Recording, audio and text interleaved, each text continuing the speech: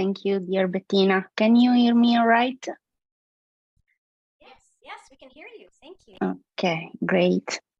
So while I share my screen here, I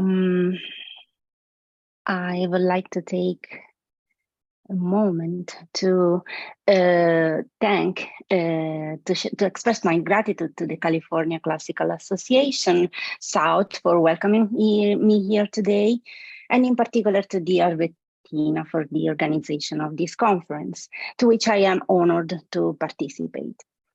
I hope that a sneak peek at the music panorama of the Hellenistic period can complete the already very assorted picture offered by my colleagues. I look forward to anyone comments and questions and views on this presentation on my research.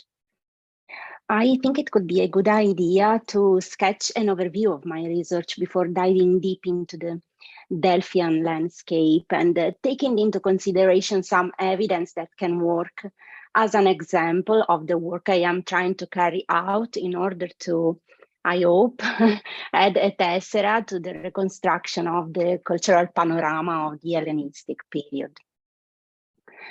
So today I am going to invite you to focus on the cultural landscape of the Hellenistic period, when a massive turnout of professionals of literature and music took place in the main centers of the Greek world, which were prestigious displays for the artistic journey of performers.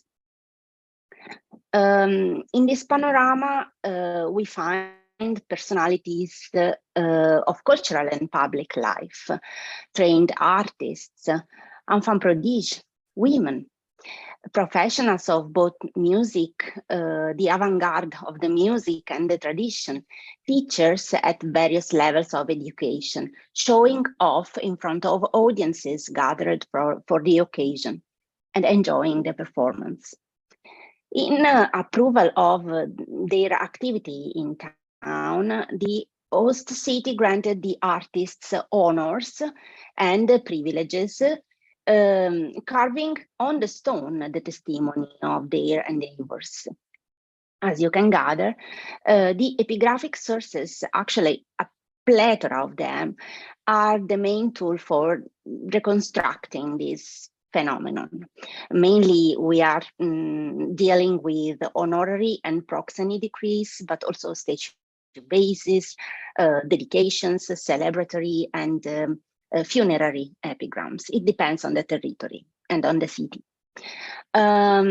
Sometimes these sources are validated by literature, because we can cross the information and in between epigraphic evidence and literary evidence, and we can reconstruct the paths and the journeys, the artistic careers of some performers. The sources, they offer a valuable information and they draw a movement on the move, whose nature can be captured by an expression from a celebratory epigram from Tanagra for Istas, the herald. This expression is Tanois posin, with winged feet. And so this epigram, I'm going to read it, to translate it for you. The statue dedicated for Istas, the son of Triax, the herald who succeeded at the beautiful contest of Zeus. With the winged feet, I gained other prize-giving contests, and the beautiful city of the prosperous fatherland crowns me. Caphisias did it. And so actually I was surprised by the effectiveness of the image recalled by this expression, Tanois posin. even though there could be a shift of meaning here, as it could refer to the athletic and resistance skills of the heralds, who could be trained also for foot races, and this was demonstrated by Luigi Moretti. Anyways, the winged feet artists spread culture, trends, and professionalism all over the Hellenistic Greece. And this phenomenon had an impact on the performative and cultural life of the Hellenistic centers, and increased even more in the imperial era. But one thing needs to be specified, though. Since the Archaic Age, the history of Greek culture appears to have been featured by traveling artists, poets, intellectuals, who moved from one place to another to show off and or compete at festivals, and to put their art at service of cities, sovereigns, alliances. So in the idea of a substantial continuity of practices, the itinerancy of culture experienced an intensification in the Hellenistic age by virtue of interconnected factors. Outside the borders of the festivals, conferences and demonstrations of the men of literature and music are to be envisaged in the convergence of territorial systems that could be put into cultural communications by means of the shared origins. And this would lead us to talk about the so-called intentional history. But this is something for a matter for another conference. So shared origins and traditions through literature. And this interconnection among territories would take place in the city life through lectures in the gymnasium and concerts and auditions in other prominent places of the city, which we can actually reconstruct. The institution of the or also the refoundation of festivals and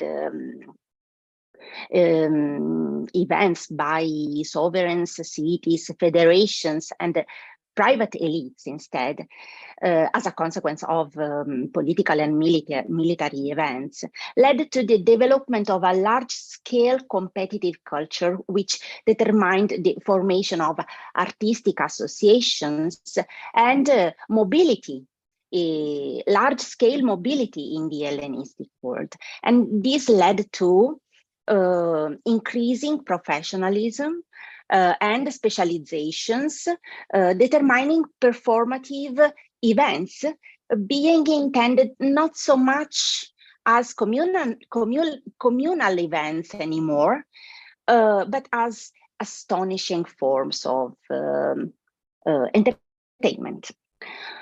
So the Hellenistic phase of itinerancy of the arts and culture was at first examined by Margherita Guarducci a century ago already, putting into the spotlight the traveling artists, the so-called Poeti Vaganti, and opened up a new horizon in the study of the Hellenistic world. In further publications, the idea of the arts on the move melted into the study of performing arts, focusing on particular aspects or personalities. A thorough collection of the testimonies, reaching quantity and quality of data provided, needs to be organized on a thematic and geographic basis, and consequently interpreted and described, in order to draw the picture of a phenomenon to some extent popular, that ran parallel to the court literature and deeply impacted on history, culture, and society of the Hellenism. And this is basically the goal of this research. So the core of this study is the idea of the arts on the move that finds ratio in the travel and in the performance. In fact, the Poeti Vaganti expression, which has become the common one to indicate this phenomenon, cannot represent accurately the sense of the artistic travel that the sources indicate as a deliberate journey rather than a wandering one through the Hellenistic centers. So the focal questions here are broken down further into conceptual categories, interacting together and encompassing transversal patterns that work for as cornerstones for this research: travelers and performance. Performance, for the performance, we need to distinguish, to make a distinction between the extra agonistic performances organized aside institutional events and the contests in the frame of the Pan-Hellenic festivals. The agones are the crucial tesserae of this cultural mosaic that cross another major pattern of the one of the artistic guilds, the so-called the technitai of Dionysus. So itinerant artists used competitions as either a shortcut to fame, as Lucian says, or to anchor their reputation.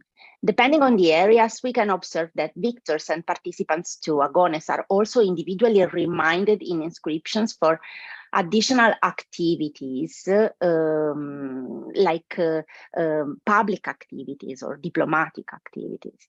So the three categories just pointed out, performance, travel, and travelers, seem to me to be useful and to interpret the big data on a quantity base, but also the epigraphic documents which need to be organized by quality of information in order to achieve a meaningful overview.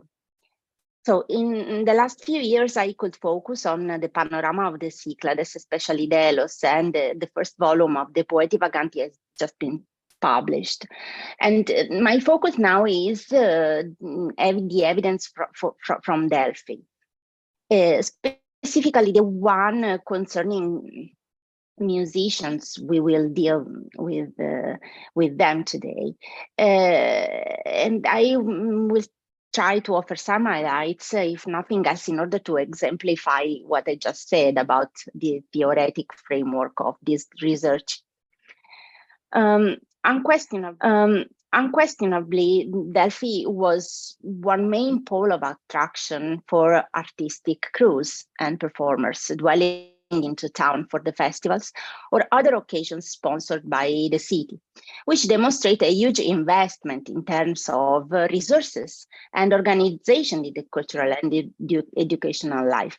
We are talking here about 60 proxeny honorary degrees.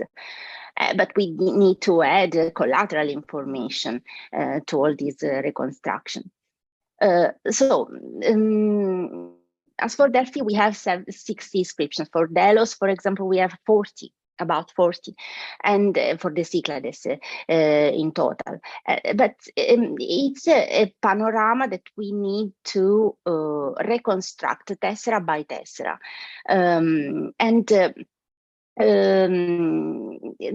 Going back to Delphi, we have a very neat epigraphic panorama, because we have honorary and proxeny decrees and statue bases mainly. So public documents. They of course don't give us the product, the artistic product, but they give us collateral information, which are very useful to us to understand in which occasion a professional performed, or for example, the content of the performance, the type of the performance. So we need to go around the artistic product. Then in Delphi, instead, there is something more that we need to add, and we will see that later, but you already know about that, about the inscriptional ends. But one work that we can also do here is on the places, on the loci of the performances, and of the inscriptions. For example, now I am trying to work, this is a work in theory, it's ongoing work. I am trying to do what I did also for Delos. So I am trying to highlight all the places where the inscriptions were found. And in some cases, I am also able to highlight and to track where the performances were delivered. For example, in the gymnasium, and then here, and here there is the Sanctuary of Maria of Athena, in the theater, of course, in the stadion, and so there, there are elements helping us to reconstruct an entire panorama, and also an entire panorama of evidences, because also the archaeology, the reconstruction of the, not archaeology, but the topography of the cultural life needs to be reconstructed, need to be placed where these performances were taking place, and how the city was organized in the in structuring, these extra-agonistic performances. And also about the agonistic performances, the festivals, we know more.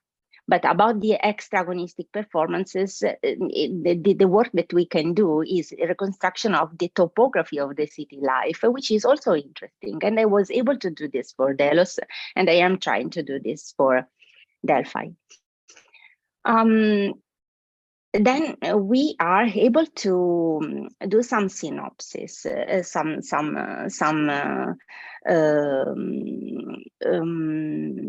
gathering of data. And for example, in the case of Delphi, I could create the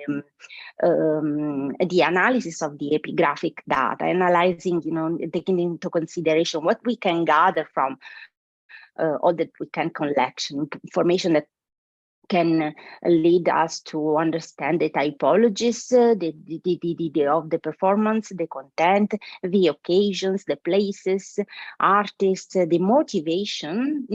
These are all information that we can gather from the section of the motivation of the decree. And then, of course, there is the agonistic panorama, which is another important tessera we need to deal. The results of my investigation have shown the existence of a periodos, in fact, between Delphi, Delos, and Athens.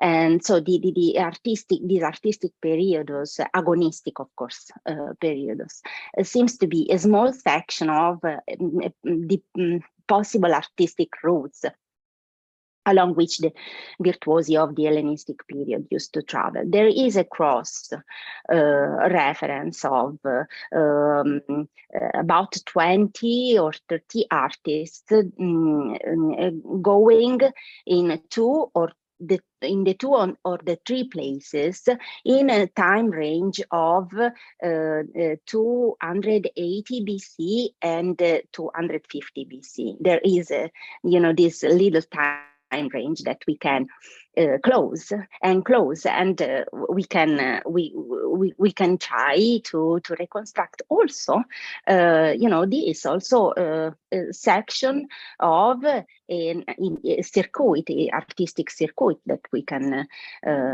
gather from the epigraphic, only from the epigraphic sources. So as I am trying to show, the work is very a composite work, because we need to deal with the two spheres, no, the extragonistic, the agonistic one, and all that is connected to these spheres.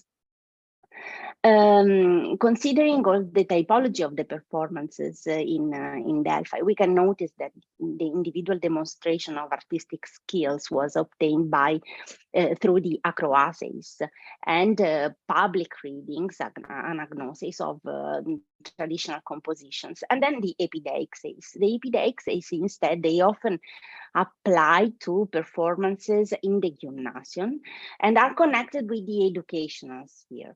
Education joins tradition, as we will see.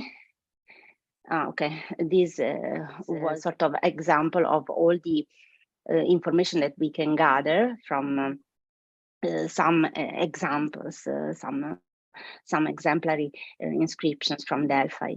And for example, I was saying before that Delphi is a peculiar panorama, it's a peculiar landscape because we have, as you all know, the inscriptional hymns. So we are in presence of the artistic product, but in this case, not in the case of the Thesauros of the Atenaion, the Atenaion when where are inscribed the hymns of Limenius and Athenaios, but in the case of Aristonos from Corinth, for example, or Rhodamos from Scarpheia, we have the hymns and one a paean, but we don't need anything around the artistic product. So we have the artistic product. So we know how the poet used to work, how he used to compose, but we don't know when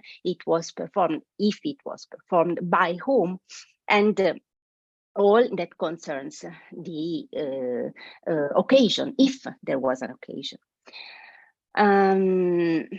So some examples just to highlight some music patterns here from Delphi. I decided to take some representative documents highlighting the musical life in Delphi, and we notice already reading these two decrees that education joins tradition and the recollection of local heritage by means of music and poetry is documented, for example, by the performance of the poets of the ancient times offered by the pairs of siblings from Phaneos and Egura. Even casting a glance at these documents, the parallel elements, they are clear-cut. Each is a pair of musicoi possessing the techne rather than the episteme of music. Accordingly, they could play proficiently, but their skills in composition are not declared. Their task consisted in giving an account of the poetic and musical heritage, specifically what of the ancient poet was considered decent and appropriate to Apollo and Delphi, but in different and complementary ways. Because the first pair from Egura demonstrated the intervals, scales, and chords of lyric poetry. You can see ton lyricon systemata. And the musical system founded on fingerings of the lyre, we should say. So these siblings properly selected those most suitable to tradition. And the latter pair reached the same outcome by focusing on the rhythmic and metric cadences. At line 7, you can see arithmoi ton archaion poietan. In particular, the decree praising the brothers from Phaneos sees eye to eye with the excerpt from an excerpt from the Musica of Plutarch, in which it is confirmed a crucial role of the arithmoi in performing and in teaching ancient theory. Furthermore, the decree for the brothers of Jura adds another tessera in reconstructing the fundamentals of ancient music, consisting also of harmony beyond rhythm and despite melos. So combining the technical features demonstrated by the two pairs of specialists of the tradition, we obtain a vision of the essentials in ancient music. And it does not seem coincidental that the educational value of the performances by the siblings Cleodoros and Thrasybulus in Delphi is emphasized in the decree.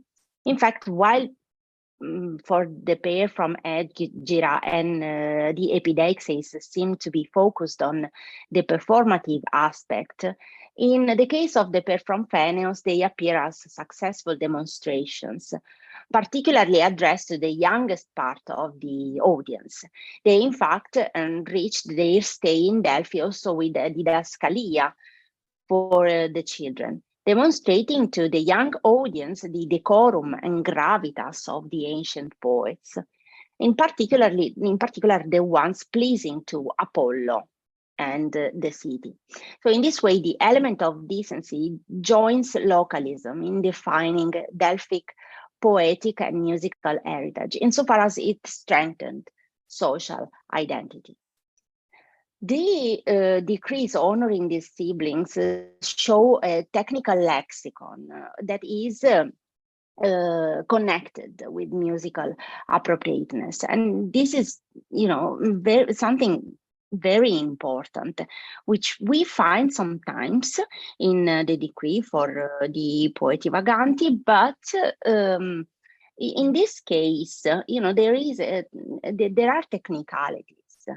And we wonder why and how and who suggested these technicalities to be inscribed on stone and preserved in an honorary and very formal decree.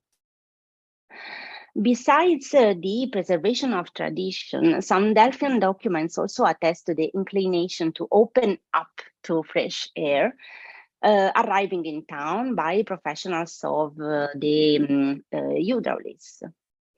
Let me see here. Of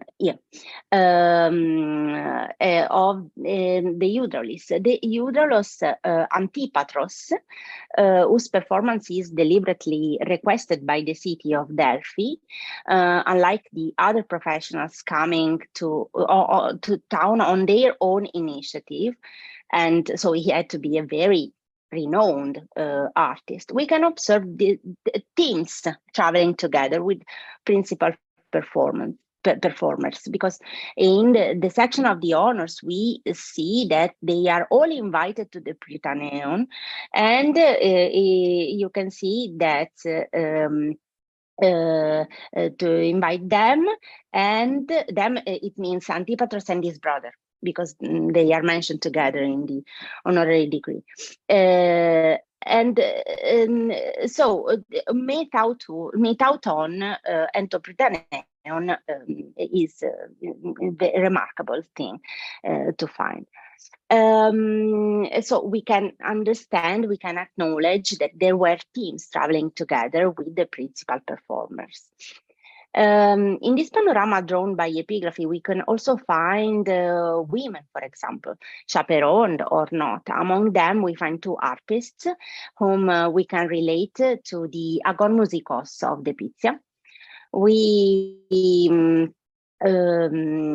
As you can notice, we passed from the extra-agonistic sphere, so Eudralos, Antipatros, and the siblings from Phaneos and Aegura, they don't relate to the festivals. They are they are performing in extra agonistic occasions. Instead, there are other musicians who are dwelling in Delphi because they intend to participate to the festival, and so they offer more of their art because of other of other reasons. For example, the fact that in the case of Polignota from Thebes, she was a choropsaltria, and she came to Delphi for the Mithridatic War, but the Agon was cancelled.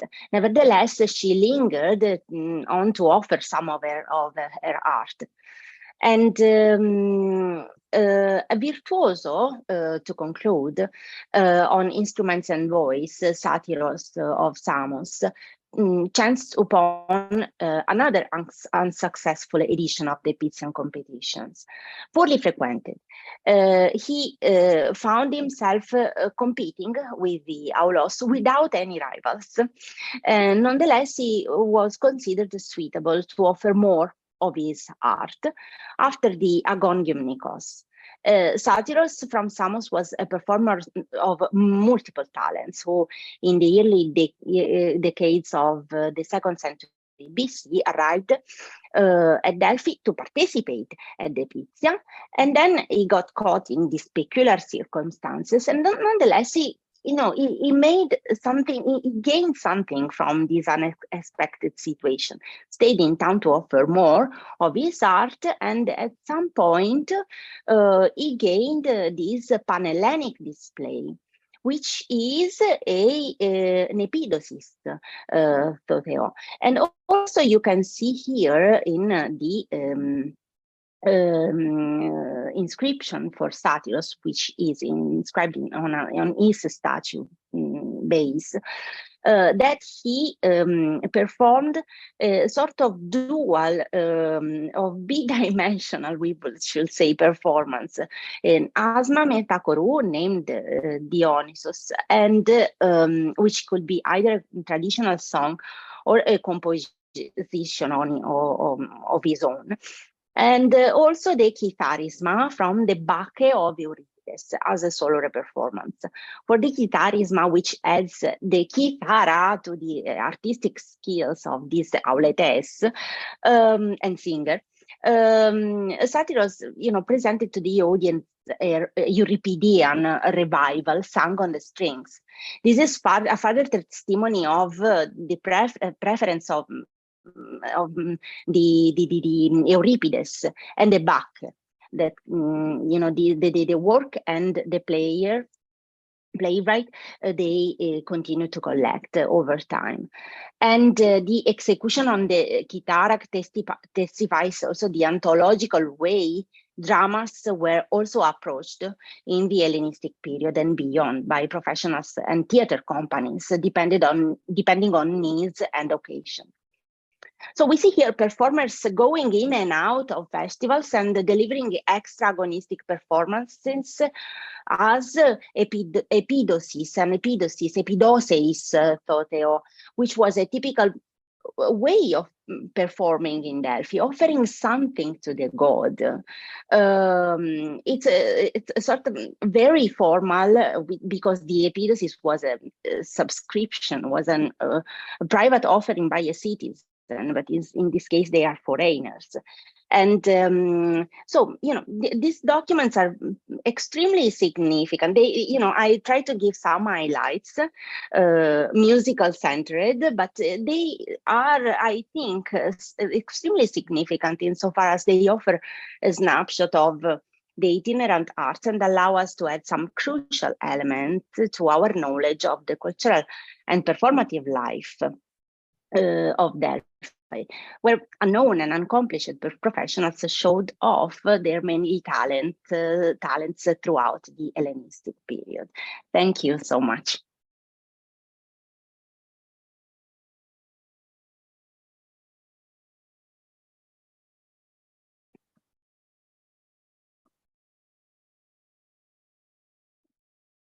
Thank you so much, Angela.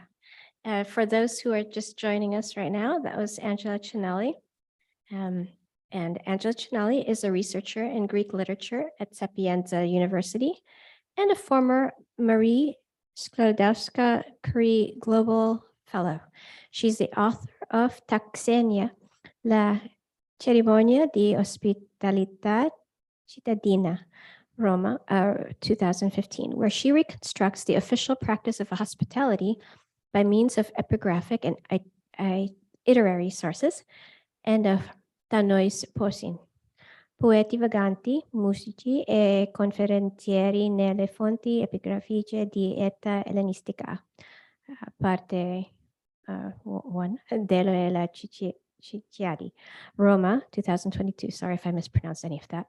Cicladi, that's what it said, sorry. A study exploring popular culture and artistic itinerancy in the Hellenistic period, whose second volume is in preparation. Thank you again so much, Angela. And Angela, did you say that you wanted to take the questions now rather than later? No, I can stay for the question and answers session. Thank you. Fabulous. Thank you so much.